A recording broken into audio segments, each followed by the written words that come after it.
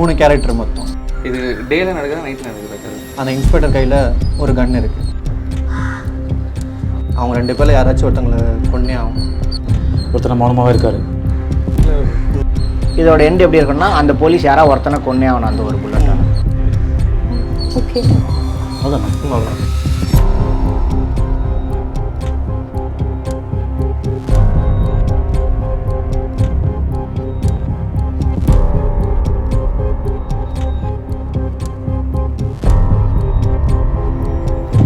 படபடப்புடன் கதவை திறந்து வெளியே வருகிறான்.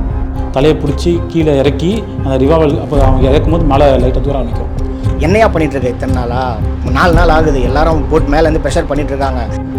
டக்குன்னு தொட்டில் சொல்லிட்டு அசிங்கமாக திட்டு தான் விழுவான். தேவடியாமன்னு அப்படி சொல்லிட்டு தான் அந்த கன்னை எடுத்து இவன் கையில் வச்சுட்டு 2 பேரையும் ஒரு போலீஸ்காரன் கிட்னாப் பண்ணி ஒரு வேர் ஹவுஸில் வச்சுருக்கான். Monozygotic twins are so identical that it's very hard to identify the difference, இல்லடா? பொண்ணை பார்த்துட்டா அவங்க வந்து எஸ்கேப் ஆகலாம்னு நினைக்கும் போது டக்குன்னு நமக்கு ஐடியா வேற மாதிரி வருது. அவன் கூட்டு போகும்போதே தெரிஞ்சு இவனுங்களுக்குள்ள என்னவோ நடக்க போகுது அப்படின்றது தெரிஞ்சு.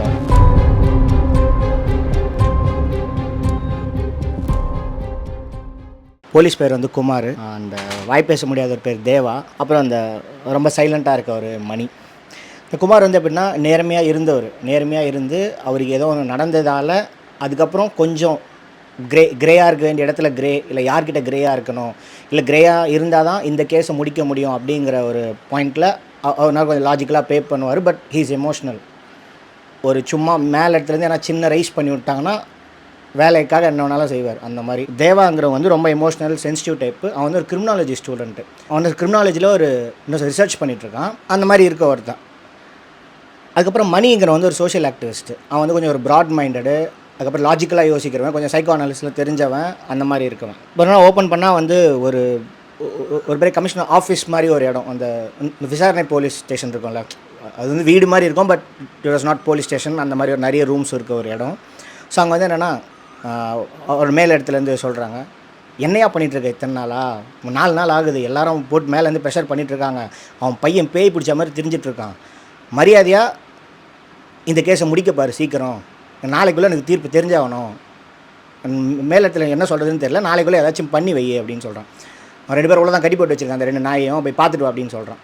ஸோ அப்போ வந்து போகிறாரு. போகும்போது இதை எடுத்துகிட்டு போ, உனக்கே தெரியும் என்ன பண்ணணும்னு, ஆனால் இதை யூஸ் பண்ணிடாத அப்படின்ற சொல்லுவார். அவன்கிட்ட ஒரு பிஸ்டல் கொடுத்து அனுப்புவார். பிஸ்டல் கொடுத்துட்டு அப்புறம் இன்னொரு கான்ஸ்டபிளை கூப்பிட்டு அவன்கிட்ட இதை பேசிகிட்டு இருப்பார். அப்புறம் அவர் வந்துடுவான். வந்துட்டு ஒரு மாதிரி என்ன பண்ணுறது அப்படின்ற மாதிரி வருவான். உள்ளே வந்தோடனே அது வந்து ஒரு என்ன சொல்கிறது, அண்டர் கன்ஸ்ட்ரக்ஷனாக இல்லை யூஸ் பண்ணாத ஒரு பாத்ரூம். அந்த பாத்ரூம் யாரும் யூஸ் பண்ண மாட்டாங்க. அந்த மாதிரி ஒரு இடம் கொஞ்சம் டார்க்காக இருக்குது. ஃபேஸஸ் எல்லாமே ரொம்ப பேராக தான் தெரியுது. ஸோ போய் நிற்கிறாரு. நின்னோடனே 2 பேர் அப்படியே உட்காந்துருக்காங்க. இவங்க கையை மட்டும் கட்டி போட்டு வச்சுருக்காங்க. ஒருத்தன் கையில் ஹேண்ட் கஃப் இருக்குது, ஒருத்தன் கையை சட்டை இல்லாமல் கட்டி போட்டு வச்சுருக்காங்க. சட்டை இல்லாமல் கட்டி போட்டு வச்சவன் தான் மணி. அவன் வந்து சோஷியல் ஆக்டிவிஸ்ட்.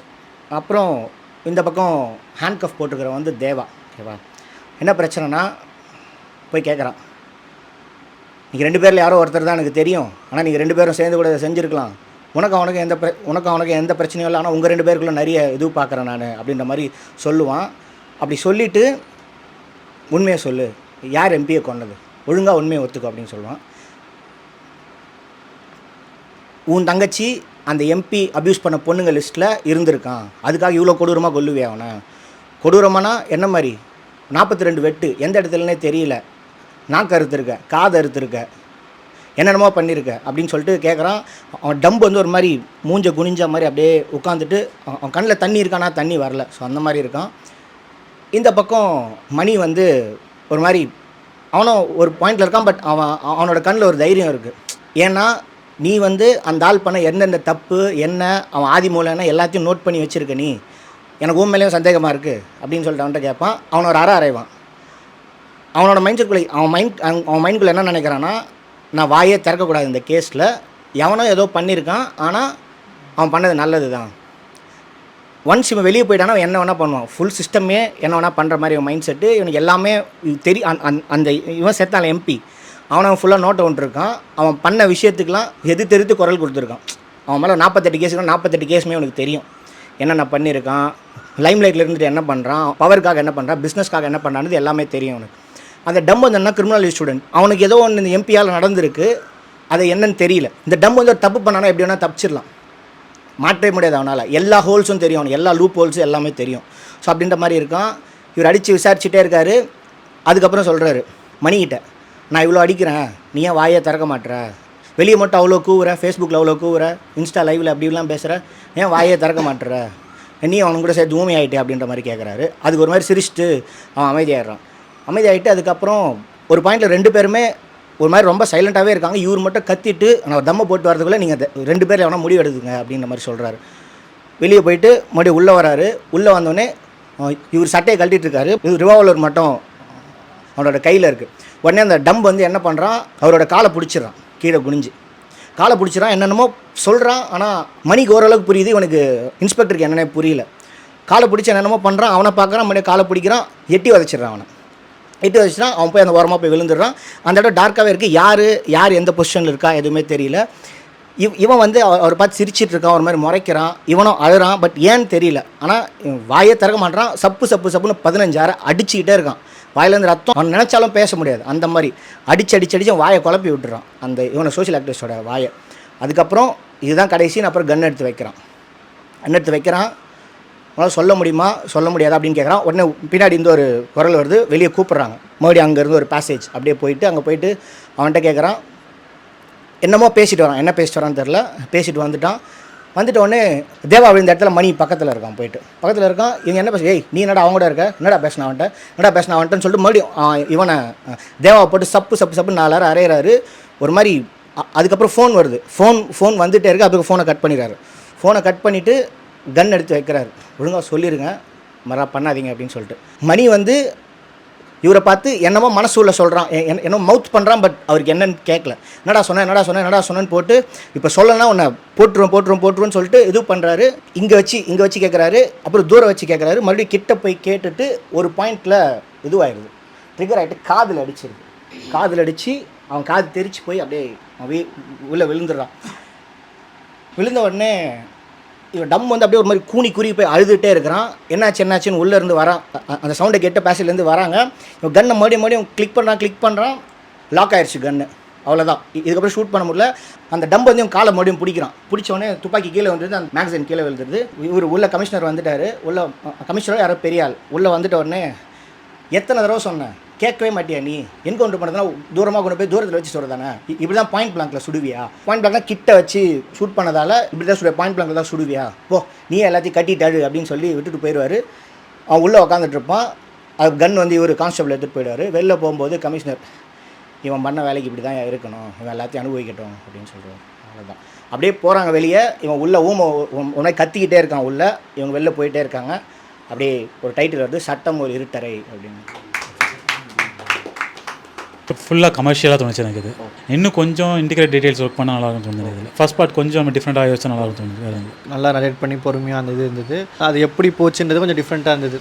பாயிண்ட் பிளாங்கில் சுடாமல் அது எப்படி சுற்றி போச்சு அப்படின்ற மாதிரி சீனா ஃபுல்லாகவே கம்ப்ளீட் பண்ண மாதிரி இருந்தது. ஸ்டார்டிங்லேருந்து நீங்கள் எண்டிங் எடுத்து வந்ததே வந்து ஃபுல்லாக கம்ப்ளீட் பண்ண மாதிரி இருந்தது. ஆட்டோமேட்டிக்காக அதில் ஒரு சென்சிபிலிட்டி இருந்தது. And the way that you were saying, அந்த ஃபைட் இது அந்த பதட்டம் இருந்தது. So I like it that way. Interrogation மாதிரி தானே வச்சுருக்கேன். நரேட் பண்ண இதில் வந்து எனக்கு டென்ஷன் கம்மியாக இருந்துச்சு. இன்னும் பில்ட் பண்ண கெப்பாசிட்டி இருக்குதுன்னு நினைக்கிறேன். நரேஷனில் கொண்டு வர முடியலனாலும் பட் அது கொண்டு வந்தோன்னா அந்த டென்ஷன், அந்த ஒரு இன்டென்சிட்டி. ஓகே. இப்போ இந்த ரீசெண்டாக ஒரு எம்பி கூட எம்பியா எம்எல்ஏவாக தெரியல ஒருத்தர் மாட்டினார். அவர் யோசிச்சு வச்சுருக்கீங்களா? லைக் பொள்ளாச்சியில் நடந்த ஒரு பிரச்சனை, அதுக்கு எவனோ ஒருத்தன் பழி வாங்குறான், அந்த மாதிரி தான் நான் அந்த பேக்ரவுண்டில் வச்சுக்கேன். சந்தேகத்தின் பேரில் இவங்க 2 பேர், சந்தேகத்தின் பேரில் இல்லை, எம்பியோட லாக்ஸ் எல்லாமே அவங்க 2 பேர்கிட்ட இருக்குது. ஸோ அந்த பாயிண்டில் தான் தூக்கிட்டு வராங்க. ஓகே. அதான் எனக்கு நடுவில் கொஞ்சம் ஃபாலோ பண்ண கஷ்டமாக இருந்தது. கேரக்டர் நேம்ஸு, யார் இதில் ஊமை அப்படின்ற இதுவும், இதில் யார் இந்த ஆக்டிவிஸ்ட்ன்ற விஷயம், அது ஃபாலோ பண்ண கொஞ்சம் கஷ்டமாக இருந்தது. மற்றபடி லைக் எனக்கு கமர்ஷியலாக ஃபீல் ஆகலை.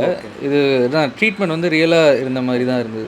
எனக்கு எண்டிங்னா லைக் இப்போ என்ன அதில் எண்டிங் நீங்கள் என்ன சொல்ல வரீங்கன்னு? எண்டிங் வந்து என்னென்னா 2 பேரில் யாரோ ஒருத்தரை போட்டு, அவன் கமிஷனர் என்ன சொல்லியிருக்கான், நான் கூப்பிட்டு போன சொன்னதில் ஏதாச்சும் ஒரு பாடியை போடு, ஐ மீன் என்கவுண்டர் பண்ணி யாராச்சும் கொண்டு வா அப்படின்ற மாதிரி, இல்லை ஏதாச்சும் பண்ணு அப்படின்ற மாதிரி தான் சொல்லியிருக்கான். இல்லை யாராச்சும் சொல்லி உண்மையை ஒத்துக்க வச்சுக்கோ அப்படின்ற மாதிரி தான் சொல்லியிருப்பான். அதுதான் தனியாக போயிட்டு வர்றது, பேசுறது, அவங்க கொடுக்குற டென்ஷன் எல்லாமே அதுதான்.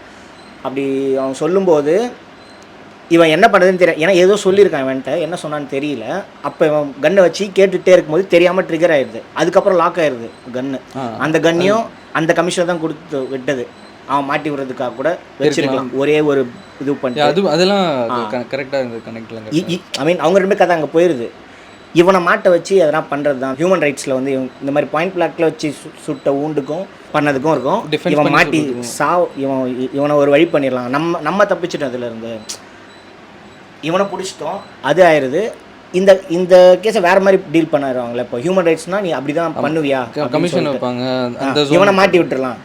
இவன் வந்து இப்போ அந்த இடத்துல இதுவாயிடுறான். அப்படி தான் முடிக்கணும்.